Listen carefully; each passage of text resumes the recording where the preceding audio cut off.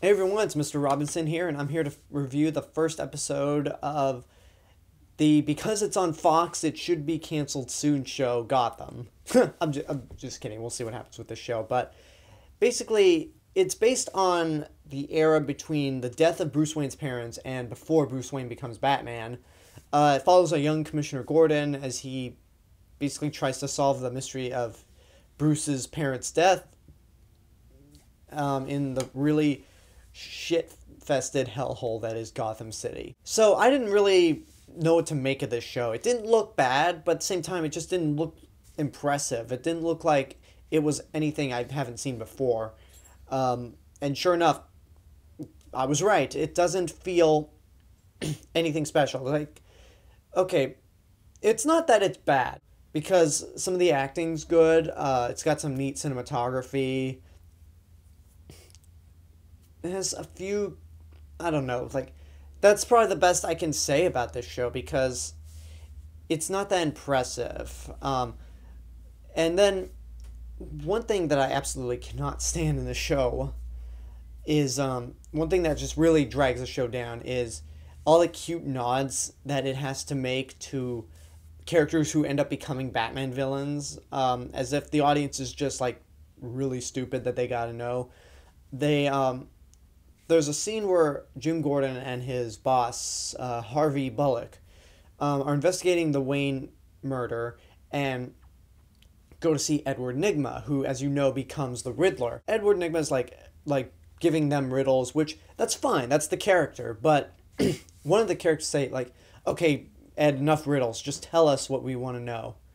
And it's just like that felt clunky. So, but I could let it slide, I guess. But then when you get to the characters of like who eventually become Poison Ivy and the Penguin, that's just when basically like they smash me in the face with it. Like when they go visit the character who becomes Poison Ivy, in the comics and in other forms of Batman, the character has a different name, a different alias, but they changed her name to just Ivy. And it's like, oh, really?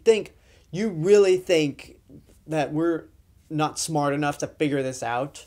And then to add insult to injury, they show like a shot of her touching plants. It's like, yes, we know she becomes Poison Ivy. We get it. We are not stupid. And then when it comes to the character of Oswald, there's a scene where Oswald is like a henchman to a character who I don't believe was in the comics, played by Jaden Pickett Smith, and he's beating up a guy that she's intimidating, and the other henchmen are like, "All right, cool down, Penguin.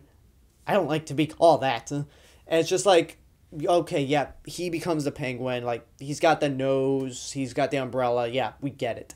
But then they do it again. Jada Pickett Smith asks him to massage her feet, and she's like, "Oh, my little penguin." It's like, Jesus Christ. I don't know who, whether it's DC or Fox, I don't know who is to blame for these cute little references, because I know what some people are going to say. It's like, well, Agents of S.H.I.E.L.D. did this, and you didn't have a problem with it, or something.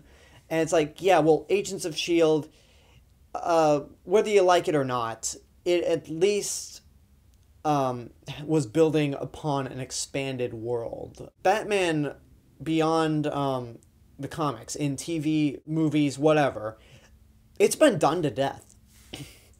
We've seen a lot of different interpretations of the Gotham story and the Batman story, and with this show just has nothing else to offer except like act as the prequel to anything Batman related. And Agents of S.H.I.E.L.D. at least built up something, and there's never been really a big presence of S.H.I.E.L.D. Within movies and TV prior to the Marvel Cinematic Universe. And something else that just irritates me, that I gotta say, why is this show on Fox? I mean, DC owns everything. Unlike Marvel, who sold off the film rights to X-Men, Spider-Man, Fantastic Four, DC owns, Warner Brothers and DC own everything. So, at the point where Arrow and Flash are going to be like in the same television universe on the CW, why isn't this and the upcoming CBS Supergirl show, why aren't they on the CW also? You had a chance to build a television universe and you just dropped the ball on it. And with Marvel, when you look back at when Marvel sold the film rights to certain characters back in the day and cartoon rights, they were on the verge of bankruptcy and like really desperately needed money. So DC's been owned by Warner Brothers ever since the first Superman movie, I believe. So I don't really know what their reasoning is to like have a Gotham TV show on Fox or a Supergirl show on CBS. And I don't know. But that's basically me rambling. Overall, it's a fine, it's okay show. It's not, again, it's not anything spectacular. The nods to future Batman villains are painful, but there's not much else worth mentioning. It's just okay. I have no desire to continue watching this, and given that this is a Fox show, I'm gonna give it about half a season before it's canceled.